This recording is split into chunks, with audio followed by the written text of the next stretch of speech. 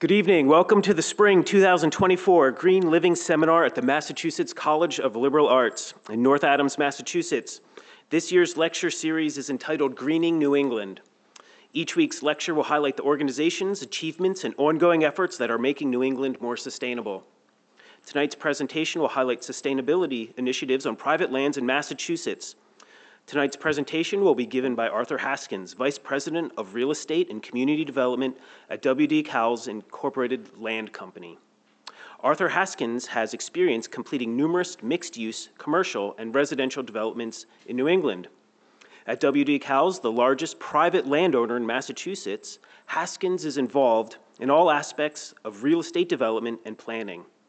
Haskins actively serves on the board of directors at the Amherst Area Chamber of Commerce, and his expertise includes economic development, new construction management, affordable housing, brokerage, zoning, permitting, property management, solar development, and land conservation. Recently, Arthur's work has focused on completing Amherst's Mill District, where Haskins managed the residential and commercial lease-up of the mixed-use, mixed-income North Square development, developed in partnership with Beacon Communities, LLC. Working for Massachusetts' largest private landowner, Arthur's development team identifies opportunities for optimal land use, such as conservation, community development, partnerships with solar energy initiatives, public and private partnerships, and maintaining Cowls' tradition of sustainable forestry practices. Please help me welcome Arthur to MCLA. Thank you. Can everyone hear me okay? Well, thank you to the Massachusetts College of Liberal Arts for inviting us today and taking the opportunity to allow us to voice our unique perspectives in the context of greening New England. As the introduction, thank you. My name is Arthur Haskins. I'm the Vice President of Community Development and Real Estate for WD Cowls in Amherst, Massachusetts. I hope my presentation tonight will contribute to your outlook on the many facets of sustainability. I hope you find your time with me this evening be thought-provoking and fun and informative. This presentation is being recorded and broadcast on Berkshire Community Television, and after today you'll be able to access this recording once it's uploaded onto MCLA ENVI YouTube channel.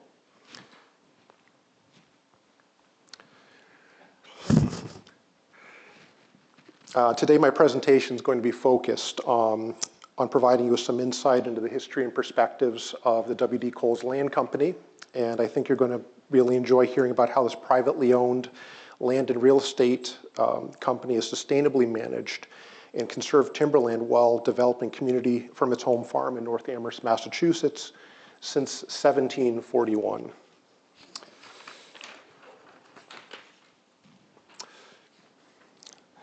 On the home farm headquarters in North Amherst, sustainability is Cowls redeveloping the same 40-acre parcel. Every generation's redeveloped this parcel before to meet its generational needs. Sustainability starts by growing more than we cut. I'm going to touch on some of the forest management practices that have allowed Cowls to harvest trees off of the same timberland for many of the same parcels for over 280 years, while managing for a healthy, diversified ecosystem that produces wood, quality water, while managing for wildlife habitat, and providing permissive use for public recreation at the same time. I'm also going to touch on our ongoing efforts to help solve the global climate crisis at a local level, where we are working to further partner with the community and municipalities and green energy developers to help bring green energy to the region. You'll likely hear some industry terminology tonight, and my intention is to provide you with enough context to help point you in the direction for further resources and to better understand and learn more about Cowls-specific conservation efforts, sustainable timberland management practices, forest products, sustainable industry initiatives, and possible careers of interest in the industry.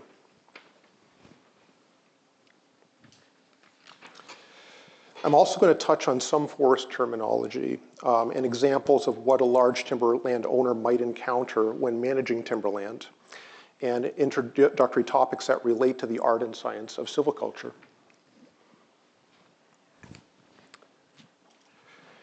And I'd also like to talk about significant conservation efforts made by WD Cowls, where 5,500 acres of working forests between North Amherst and the Quabbin Reservoir have been conserved in recent years in order to protect Amherst and Boston water supplies, clean air, wildlife habitat, and local forest products production. So I hope you'll find our time together tonight to be insightful and perhaps inspiring. So the WD Cowls Land Company has often been described as the largest private landowner in Massachusetts.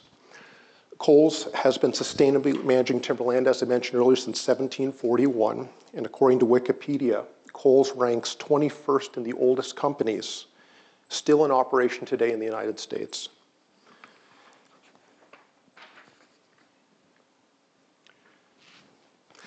Cowls has remained sustainable as a company for generations. The current leadership, ninth generation siblings Cinda and Evan Jones, have made Cowls even more sustainable than previous generations.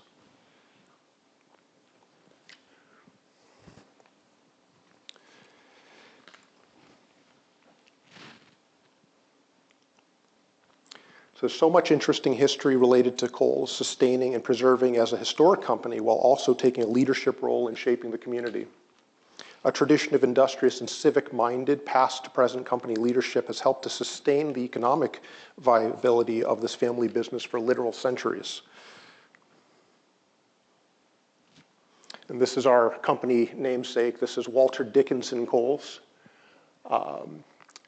He was one of many generations already established in Amherst, but he was probably one of the more significant leaders of the Cowls group over the years. He grew the company significantly compared to previous generations. He brought Cowls into becoming the biggest producer of lumber and also onions in the region, in the Commonwealth. And he was educated in road building at UMass, so he had one of his enterprises was Cowls and Childs, and they built roadways, they built bridges throughout New England. And an interesting fact I didn't learn until after I put the slide together, but that group had actually created at the time the largest timber frame bridge to date at that time in the early 1900s. He built the Notch Rock Quarry, and that was to supply the bedding for railroad, which was very much in full swing for that time period. And as part of that initiative, too, he himself built the Amherst-Sunderland Railway system. We're right now in the Mill District in North Amherst, and we have a lot of themes related to this, like our buildings, we call them the trolley barns, and a lot of these are historic buildings where some of these trolleys and some of these early initiatives, there's still evidence today of where these were, which is really fun to see. And I shouldn't forget, he's also a selectman of the town of Amherst, and he's also a Commonwealth state rep.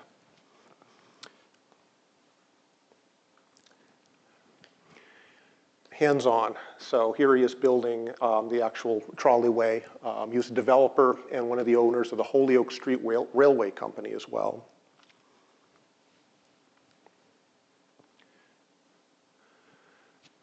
I love this picture. This is the North Amherst intersection. If any of you have ever been to North Amherst, it's a terrible intersection for traffic. It's really overdue for improvement. But this North Amherst library is still there. It's still intact today. And it just went through a very recent renovation where there's been an addition and a conference room, and it's really nice to see that in this setting. I should mention too that Walter Dickinson Cowls also not only helped to build the library, but was also president of the library organization. To keep the family business sustainable and to the benefit of Amherst, the Cowls family adapted and worked to address the changing needs of their community over time. We still embody these values today. It's relevant to mention that Cowls, we just recently received a citation from the Massachusetts House of Representatives recognizing Cowls for the donation of the temporary library location during the entire time of that redevelopment. That was just completed this month, February 2024. And this is our village center that we created in recent years in the center of the Mill District in North Amherst. And today, this is becoming an exciting community center of eats, arts, and entertainment. I definitely would urge you to visit. It's a nice place. I'm a little partial. This is what that same site looked like from a little bit of a different angle around 1970. I couldn't get an exact date on this picture, but I think it's around 1970. It was when this aerial photo was taken. It demonstrates how extensive the Cowls operation was at the time. And this is what we reference as the home farm of WD Cowls.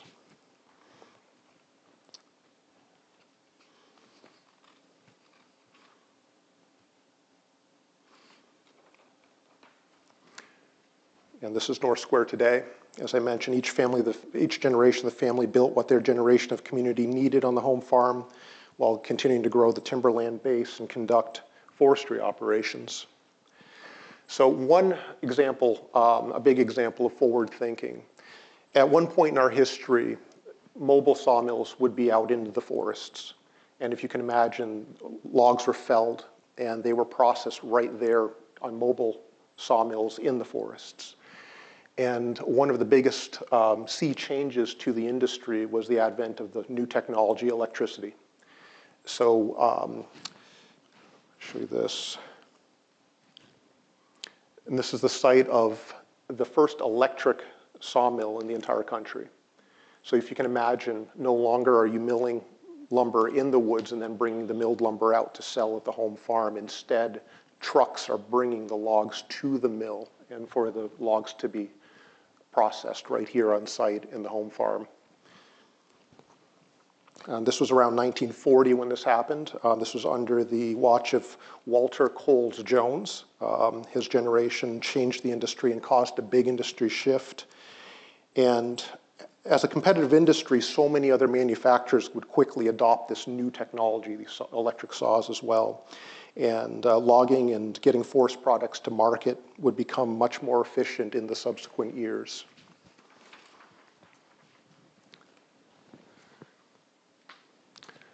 This is 8th generation Paul Jones. He's very proud of his brand new planing equipment that was joining the electric sawmill, and this is in addition to recognizing further needs and being able to further refine the sawmill and become competitive and offer more in the industry.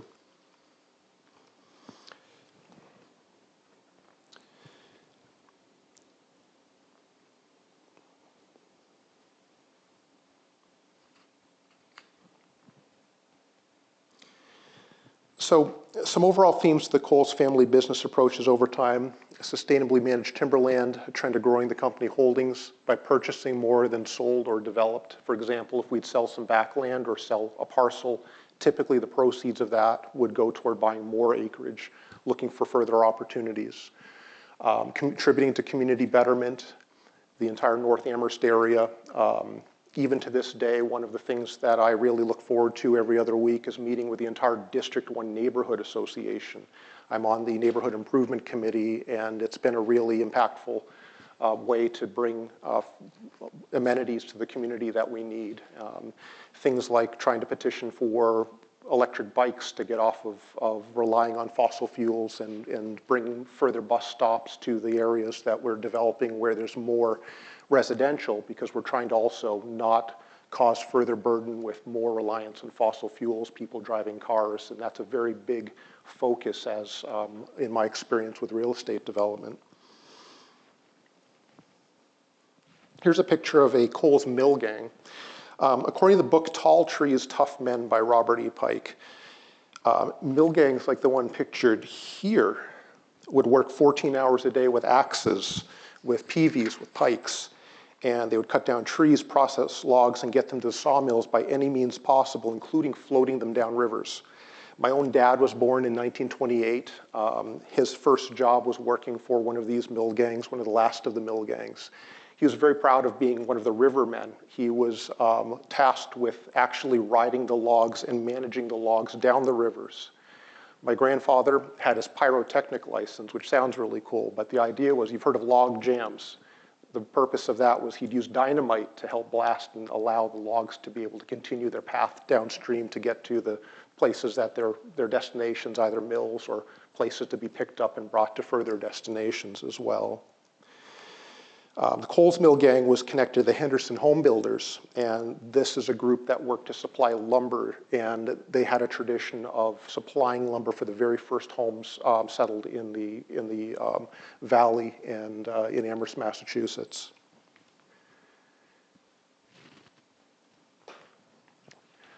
Love this picture. The changing forest landscape of New England timberland and the growth of becoming the state's largest lumber producer likely drove and influenced the Coles timberland management.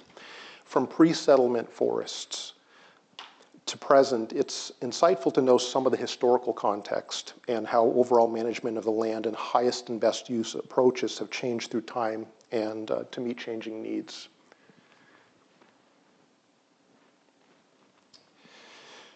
To better understand the natural history of our central New England forests, I really suggest a visit to the Harvard Forest Fisher Museum.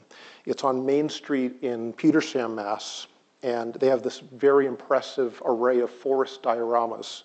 There's 23 of them, and they were produced in the 1930s by Harvard professor of forestry Richard T. Fisher, and Dr. Fisher was a dedicated conservationist depicting the natural history, land use history, and ecology of our central New England forests through time.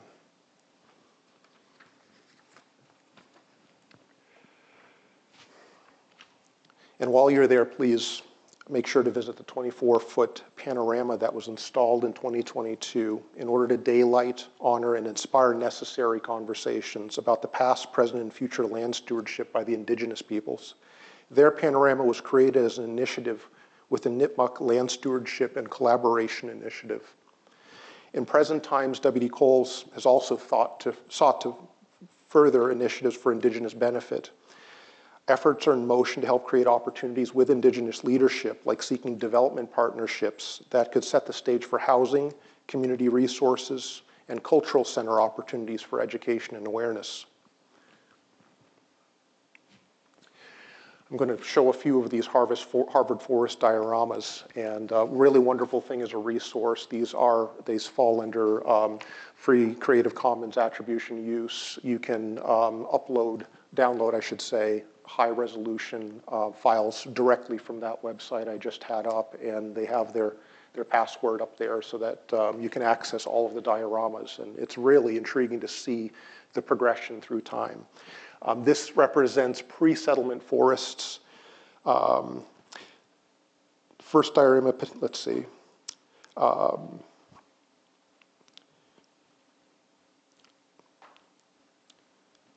Well, nature presents an ongoing process of natural disturbances like forest fires from lightning strikes, wind damage from storms, natural pathogens, all forces that shape the distribution of species and vegetation. This was actually one of the very surprising things for me to see is the composition of some of the pre-settlement forests and all of the different age classes and all the diversity of species that existed pre-colonial settlement. So it's showing a range of vegetation from sparse forests on rock areas and shallow soils to dense old growth forests of oak, hemlock, beech, birch, and pine. Other pre-colonial settlement forest areas were dominated by eastern white pine, especially adjacent to pond shores, meadow perimeters, and other areas where full exposure to light would reduce competition from the other tree species and allow abundant reproduction. These pines were initially harvested for uses such as building the first settlements and masting, or the harvesting of these pines for ship masts, seeking out ideal specimens of 5 feet in diameter at the butt, 120 feet in length, and weighing 10 tons. This became New England's very first major industry, as eastern white pine quickly became a popular item being exported to shipbuilding ports in the Caribbean, in England, and as far away as Madagascar.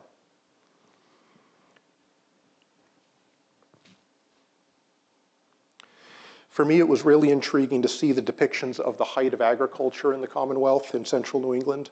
The landscape had been clear cut at the peak of overharvesting and deforestation in our colonial history, followed by periods of the reemergence of old field white pine.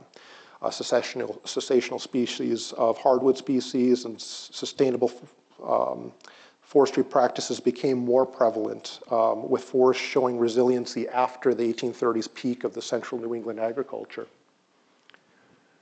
Just to show you the impact, that's that depiction of that same landscape from the previous slide at the height of the agriculture in the 1830s. And once the agriculture peaked, the cessational species would take over. Pine and birch are examples of early successional species, and they're also known as pioneer species.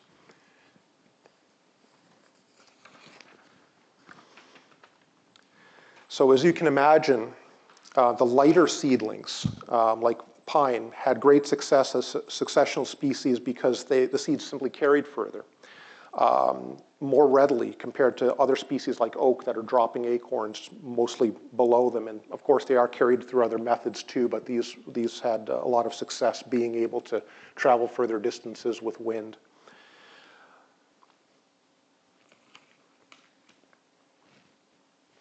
And here's just a slide of the website downloads where you can find all these dioramas that I'm touching on. This is not all of them. I definitely want you to follow up and see and take a look at the rest, but I just wanted to touch on that because you can't talk about the context of what we do today without understanding the natural history of the past.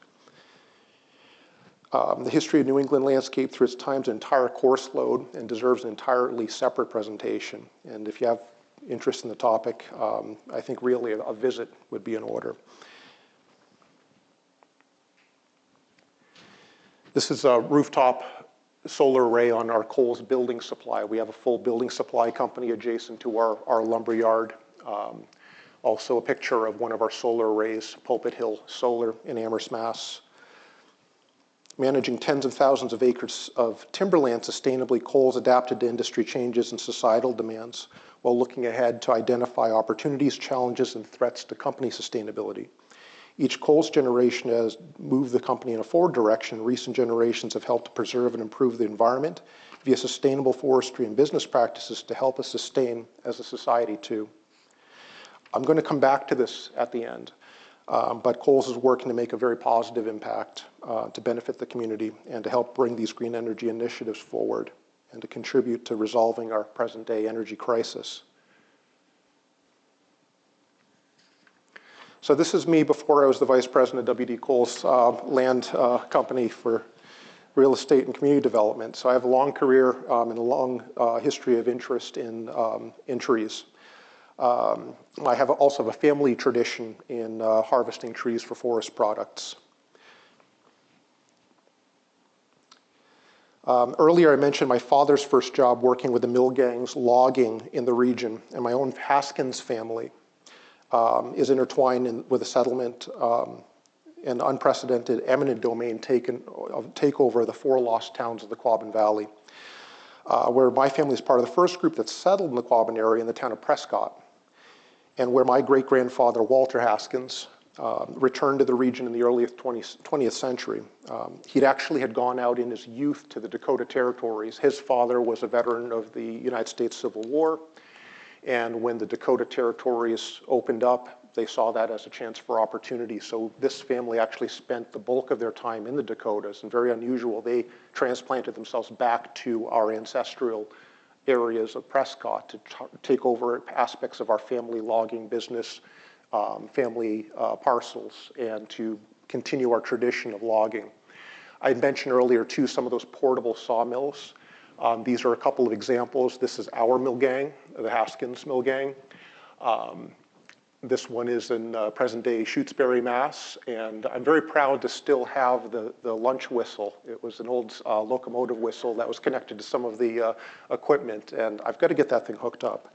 But it's fun to have that history.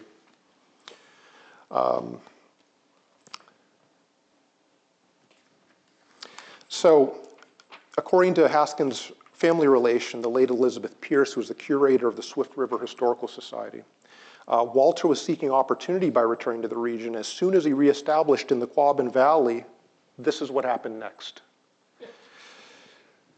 So what you're seeing here is the same town of Greenwich, which is the town most affected, most underwater in present-day Quabbin, watershed water supply. And this is the progression of going from an established, very bustling, economically viable town to being completely razed and cleared with all the timbers clear-cut to make way to flood for our Boston area, metro area water supply. When the massive and controversial Quabbin Watershed Project began, starting in 1926 via the Ware River Act, our family homesteads and timberland were subsequently taken by eminent domain, along with the entirety of the 4 towns that were disincorporated so that the Commonwealth could flood the region to source the supply of clean drinking water to the Boston metropolitan area. Having been affected by my grandparents' stories of the loss of significant land, undervalued compensation for said land, and crucial loss of business in the Quabbin region, I was compelled at a young age to understand the threats to landowner rights and to pay attention to things like eminent domain. Land ownership rights include the right to occupy, use, transfer, and enjoy the land, and even includes the ability to exclude others from using it without permission. As you can imagine today, and here's those 4 towns. What's really frustrating, I've got to point out here too, is my family's parcels are quite literally just over the border of where the eminent domain took place, which is still above water today, and I can visit those cellar holes. And as a side note, I'm sure with environmental studies, folks do enjoy taking a walk in the woods, and I would suggest Gate 40 of the Quabbin. There's a beautiful path that will bring you to the old Dana Town Center. And today there's just cellar holes, but there's plaques depicting what was there if you're into that type of history. Can you imagine today asking the entire population of 4 of our Massachusetts towns to give up land, vacate, sacrifice everything for a project intended for the common good, to meet a more urgent need and to contribute to supplying a vastly increasing population and an economy across a Boston metro area close to 100 miles away? I've never shared these pictures before. You're probably the first people to see this outside my family, but this is the lumber, the millions, literally, board feet of lumber that were taken down in our family stands during the height of the Quabbin project. And just as a side note, too, it was a very big initiative where a lot of folks that were not familiar with forestry and sustainable and logging were coming as laborers. And there was a joke, they didn't know which end of the axe was which, but I wanted to touch quickly too on well, actually, let me go back here. I'll mention eminent domain, just a little bit more on that while I have this slide up. It gives the government power to take your property for public use, even if you don't want to sell it. In this case, it was agreed that it was for the greater good. The Quabbin project took decades to complete. Plans were drawn, the legislature passed, property owners were approached, notified, compensation values were negotiated. And all homes, barns, churches, schoolhouses, factories, structures were razed in entirety, and 7,613 graves were even disturbed, and the human remains moved and relocated to the Quabbin Park Cemetery as part of this initiative. Legislation yields such power, and public opinion may not always allow for full consideration of the impact of measures to limit timberland owner rights in the Commonwealth, and this is still very relevant today. Current example, Massachusetts administration recently placed 6-month moratoriums, pausing new logging contracts in state forests while officials look to develop guidelines that more fully acknowledge the role of forests combating climate change, as reported by WBUR in June of 23. The proposed legislative changes were done with very well-intended consequences. This trend does concern me, though, when thinking about any unintended consequences. For Coles, we have dozens of industry professional employees. Various contractors rely on us for sustaining their livelihoods. Sustainability for us must start with economic sustainability for our industry operations and the costs and practicality of running the business, while more regulation oversight can make a detrimental impact through the facets of the industry.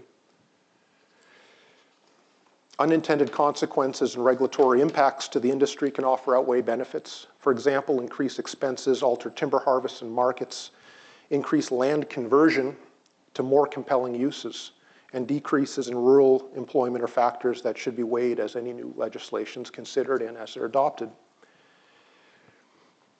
This is a place called Academy Hill. This is out in Groton, Massachusetts, very close to the Throne Hill Conservation Area, if you're familiar with that part of the state. This is a project that my team, separate from WD Cowls, completed. And this is an example of a group of parcels. This is historically, through my research, the original town center, and as part of the orders and conditions of approving this preliminary subdivision plan, 360 some acres were placed into permanent conservation restriction. And that CR restriction happens to be in the original Groton settlement pre-1670s, before they mustered into garrisons in Concord during the times of conflict with the Native American population and the colonists. This is significant because this is an example. There were a lot of standing oaks, lots of hardwoods, lots of pine, and parts of these parcels were used for sustainable forestry for years, and there came a point where the use change occurred.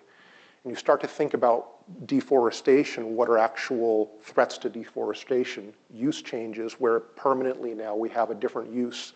We're no longer having the ability to have forests where these homes and their yards and this neighborhood is growing as a result of our residential development. According to Massachusetts Woodlands Cooperative LLC, the threat of forest conversion to alternative use present challenges for maintaining a forested landscape. Increase in land use conversion from forestry or other uses deemed higher value equates to permanent loss of forests, and this is great concern. And the Quabbin experience greatly affected my family and also affected the folks at WD Cowls, who, while headquartered in Amherst in the next valley over, also own significant holdings in each of the Quabbin towns. Once the last of the timbers were felled and all the buildings moved or demolished, my grandfather would continue his work with the sawmills and logging. One of his paintings actually is in the Swift River Historical Society in New Salem, Mass, and that's an interesting building as well. A lot of the buildings were moved from the Quabbin, and that's a little cluster of some of the historically significant buildings, the main building being one of the churches in Prescott. And I'm really fortunate. I have some of my grandfather's oil paintings on the walls of my office at WD Cowls depicting the work he did harvesting and milling logs into lumber and managing forests. And this painting's from about 1928. This is around when my father was born. And my grandfather's name also was Arthur Haskins. I'm the third. I've got a fourth at home. He's 5 years old. Probably be doing this someday.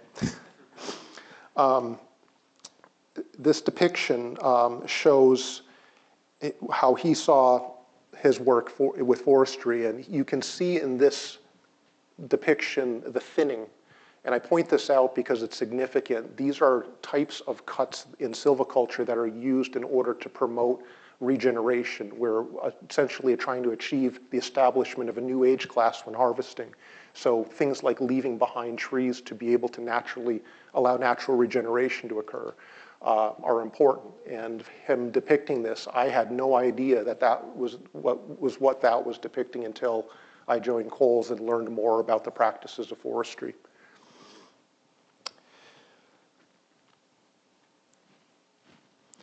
This is a current shelterwood thinning, and this is a tradition of sustainably supplying the wood products industry has been the mainstay of my family for centuries. It's also natural for me to gravitate to a company with the longest history of reputable leadership in the industry.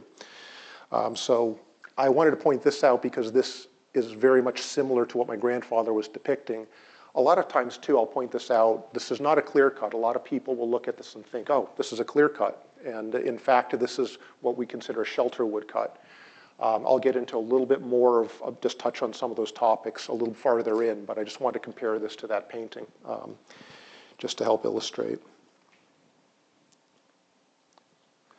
So at an early age, I gained some formative tree experience and helped my childhood friend on his family Christmas tree farm. By the way, that friend of mine today, PhD, and he's the chair of the Concom in Winchester, Mass. And this is his family tree farm in Greenfield, Massachusetts. In this case, I learned, starting with the species Douglas fir, and how Doug fir was managed and harvested and regenerated on a tree farm. And what I was inadvertently learning at the time was a sustainable agriculture practice that resembles a small-scale monocultural forest. According to mass.gov, much like any other agricultural crop, Christmas tree farms are renewable, recyclable, and locally grown. They beautify the landscape, prevent soil erosion, and preserve open space. And they also they provide homes for bird habitat and insects and wildlife. And they're grown on farms just like any other agricultural crop.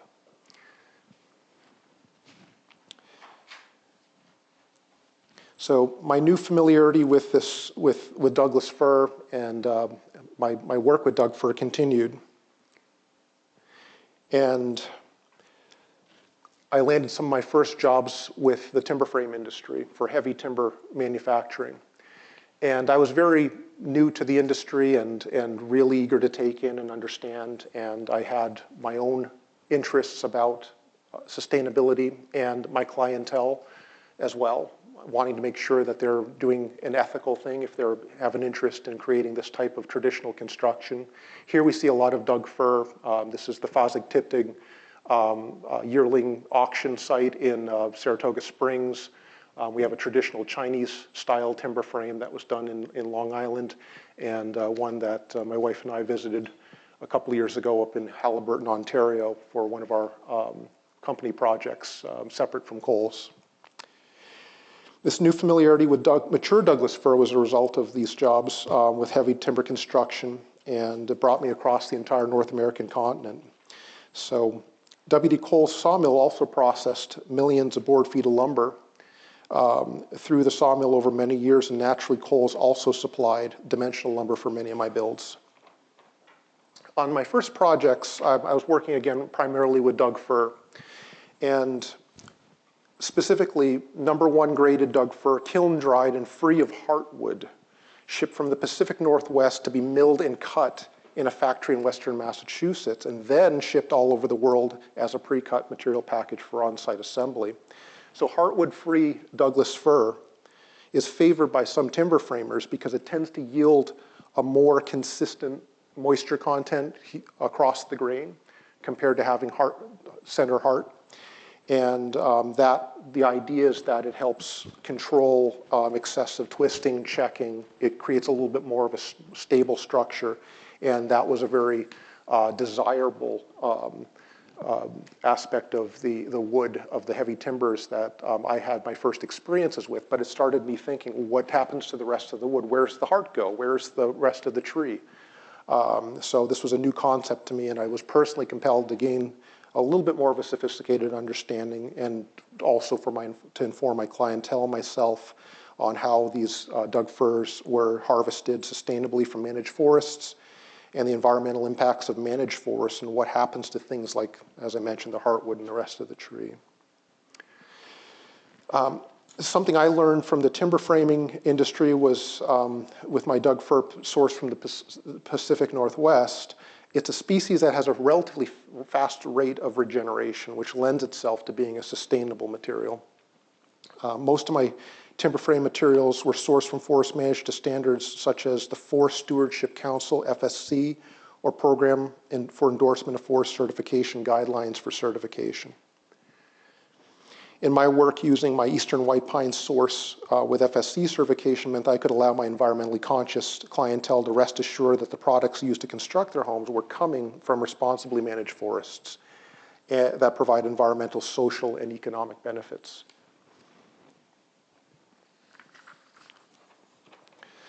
And with FSC certified wood, a chain of custody certifications further assurance the entire path from the forest harvest to the lumber yard is documented and certified. And this presents some practical challenges, but it's intended to provide a peace of mind in the promotion of a sustainable process. USDA definition of silviculture, the art and science of controlling the establishment, growth, composition, health, and quality of forests and woodlands to meet the diverse needs and values of landowners and society on a sustainable basis. I should mention art and science. There's as much an art to it as there is a science. And while I've worked for many decades with heavy timbers, I am not a forester. I, however, do have the privilege of working alongside one of the most experienced foresters and managers of forests in our region. His name is Shane Bajnosi. He's been with Cowls for over 26 years. Shane received his Bachelor's of Science in Forestry from UMass Amherst, and not only managed all of Cowls timberland for decades, but he also has had a history of managing the historic WD Cowls sawmill when it was in operation in North Amherst. And I've been working for years now with Shane, and I am gaining every day new appreciation for forestry and how much there is to it, the many facets of silviculture.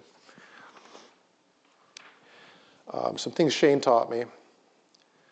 I've seen this picture come up a few times, and according to Healthy Forests, Healthy Communities, the source of this picture, they're a grassroots not-for-profit coalition to support congressional action on a comprehensive solution to restore the health of our rural counties and federal forest lands. And these two examples are of the same species of tree differ.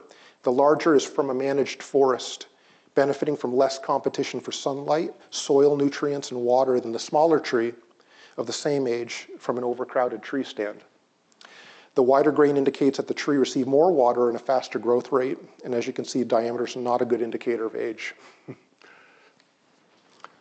just realizing too, as far as time, I'll just pick things up a little bit here. I don't want to breeze past this too much. Regeneration, tending, and harvest. So with silviculture, there is three major components of silviculture, which is the regeneration, tending, and the regeneration harvest.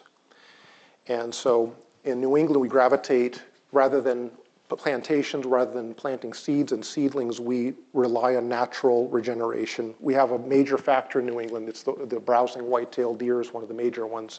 And a red oak seedling like this is not going to survive typically with browsing whitetail.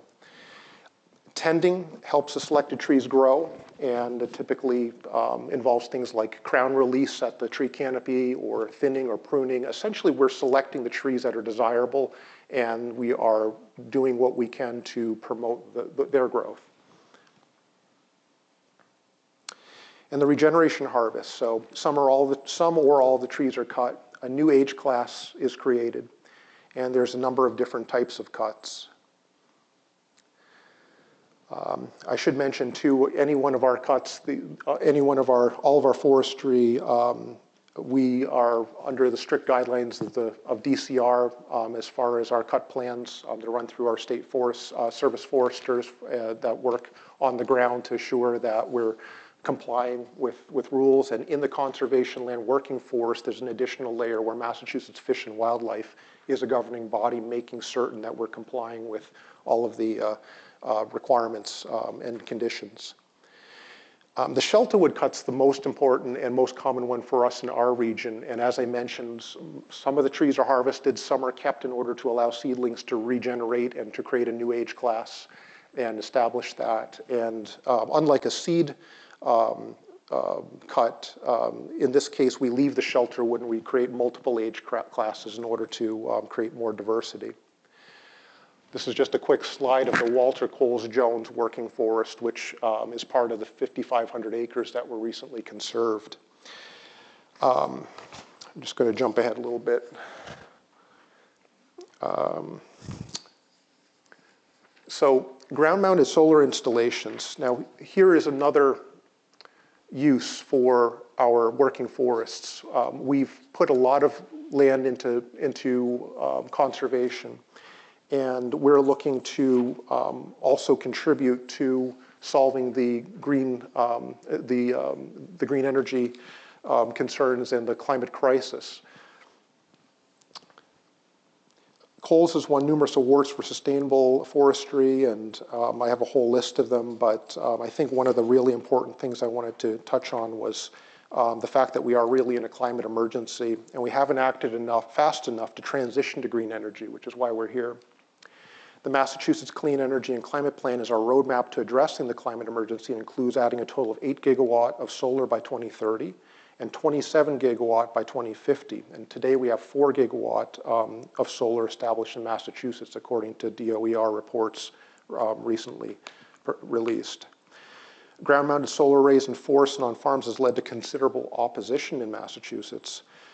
Mass Audubon recently issued an analysis of large-scale ground-mounted solar arrays, and they describe more than half require in their words, clear cutting of forests. Mass Audubon also reported that we have an astounding 359 gigawatt of ground-mounted solar potential, which could actually cover our required energy use many times over. Looking at the DOER data, they concluded that most solar would have to be ground-mounted. The yellow on these charts, so if you can't see it from where you're sitting, we have current siting. We have protecting nature mid-impact based on guidelines, recommendations, and then protecting nature low impact. And what you're seeing changed here mostly in each one of these scenarios is the yellow portions, which is ground-mounted solar. It's argued that fewer than 30% of rooftops cited by DOER, and that's what the red represents here. And of course, ideally, rooftops, canopies for parking, they would be ideal. However, it's not as readily available and not as straightforward as ground-mounted solar, say, in forestry working lands, in managed timberland. Parking canopies are, parking lot canopies are great, costs are very high and only practical in a narrow margin due to reasons similar to rooftop challenges, cost, practicality. You have to have a roof that's going to last the 30 years for that panel to be up there, which means that your roof may need to be replaced, and that will create potential waste. It has to be south-facing typically. You'll have to be able to ask your neighbor to cut down his tree so that your solar panels will be able to have access to sunlight. It's not all straightforward. The metaphorical tree harvest of the solar panel siting in the working forest land is typically just 30 years before decommissioning. And at that time, we can have another bite at the apple, so to speak. Once these are gone in 30 years, we have the opportunity to either replace it with the new technology of solar at that time, or continue with our forestry operations and start with a new age class of trees in this location. The over-impact of reducing ground-mounted solar and working forests are not being considered, like the production of initial construction materials, potential toxic waste from site and building preparations, remediation. And in the Audubon report, it's estimated just under $1 billion it would take in order to make these changes and put the ability to implement all of their suggested low-impact plans in time for crucial climate goals. I propose the idea that we not cut trees and not put pockets of solar in Massachusetts, that the idea that we not cut trees and put solar in forests and still meet our 2030 and 2050 climate goals is a false promise. I think it's impractical and potentially net negative in regard to the actual impact on the environment. Let's go back to the Quabbin project and think about how controversial that scale of thinking was at that time. The Quabbin was opposed by the people like my Haskins family who sacrificed almost everything for the common good, and it was an initiative that was not even enough water to address the growing population of the time and increasing demands. At the time, it was supply of fresh, clean drinking water to the developing metro, and today we have an even greater and widespread level of global climate crisis that cannot be met with small-scale thinking or opposition. For these reasons, I touched on above, there's some theoretical arguments against ground-mounted solar, but the arguments for timely ground-mounted solar are strong, and we simply don't have the extra time to continue to work to defeat ready options. We're approaching a time where we need another Quabbin level of an initiative to happen before it's too late, and I'd say we need a Quabbin's worth of solar and a similar level of boldness and large-scale thinking that would make that happen. So that's my presentation. So I thank you for your time and my perspectives this evening. I'm happy to answer any questions too. Go ahead. When the solar panels are decommissioned, where do they go? That's a good question. So recycling is the #1 response from my solar developers when I ask them that same question. A lot of the materials in there are metals, minerals, and a lot of times the intention is for those solar panels to be recycled.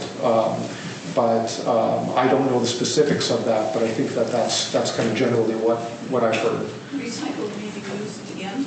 No, broken down into the materials, the base materials, in order to create either the chassis for new panels or for other uses. It would be like recycling cars, for example. There's a lot of different materials, and the technology is constantly changing. So no doubt in 30 or 20 years, 30 years, when these decommissioning plans are triggered, that's an opportunity for us to move over to the next the next generation of technology and advances in recycling. I know that there's been a lot of efforts into making sure that we are not wasting and not creating a worse situation by having a problem with panels that may be causing toxic waste or other problems. You can't just throw them in landfill. Not at all, no, try to recycle everything is my understanding. Sir? Yeah, if you're looking for a quantum scale solar answer, why not put floating solar on the quadrant? Leaving the trees alone. You've been talking to my father-in-law, so I have a lot of engineer minds in our family, and there's been a lot of initiatives. Today there's actually a project that is out in Cape Cod that's floating for generating power from the tides and from the waves. That type of technology, it's actually not in its infancy. If you look back all the way to the 1960s, France had power. They had to decommission it because of age. It was 1966. They had created a power plant that was augmented by the tidal ins and outs of the tide. And I thought, that's a real strong potential for clean energy for sure. I agree with you 100%. Yeah. Is that any, the solar, you clear cut the forest and put the solar farm in. Did Cowls do that?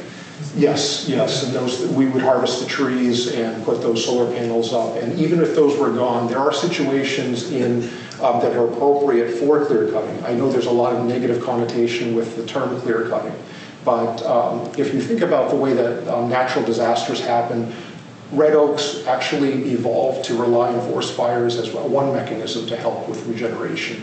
Some species of pine will only open under certain circumstances. And the idea with forestry is we're trying to mimic and sometimes these natural disasters in a way, but we're trying to balance aesthetics as well. So if that previous slide with all those panels, where the panels would be removed, the idea is that the seed trees that are surrounding would help establish a new age class in those locations, because they're not done typically. That's about the size of a large-scale solar installation you typically would see in Massachusetts in our region, from my experience at least.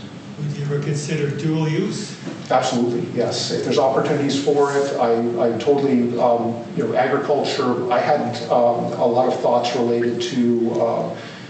There's a lot of meadows. We're right adjacent to a goat meadow. There's a lot of need for replacement wetland plants. Like if I'm developing a residential development and I have some areas that are in buffers that are in sensitive resource areas, sometimes parts of the orders and conditions is to, by a multitude, add further wetlands. And there's very few places for a developer to go get those in order to plant. And so I had a really great conversation about dual use and some potential, not for wetlands, in wetlands. We wouldn't want to see solar panels there, but for us to be purposefully doing things like agriculture under. Just as controversial as forestry and having solar panels, it's just as controversial to lose agricultural land in other parts of the states, other regions. And that's dual use is one area where that can find a compromise. Yes? When harvesting these areas, and you went over a lot of, there's a lot of focus on, regenerative agriculture, or regenerative forestry and things of that nature.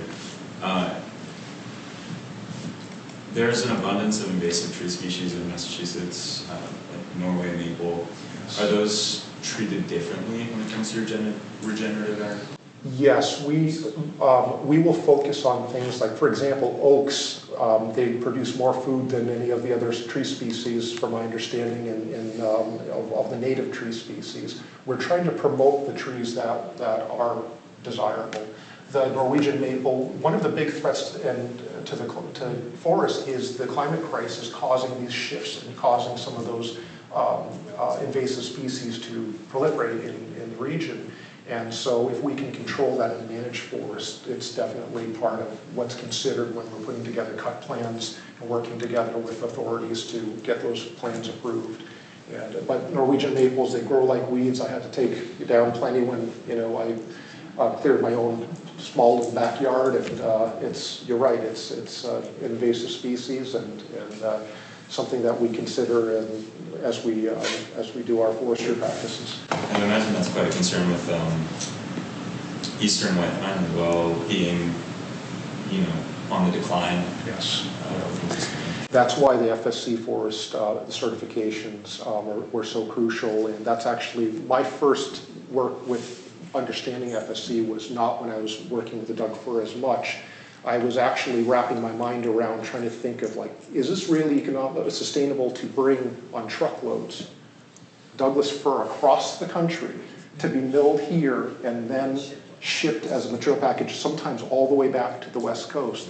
I really, now that I've had some industry experience, I favor our local woods, hemlocks, pine, eastern white pine, and that FSC certification was one of those ways that we felt responsible with what we're offering to our clientele.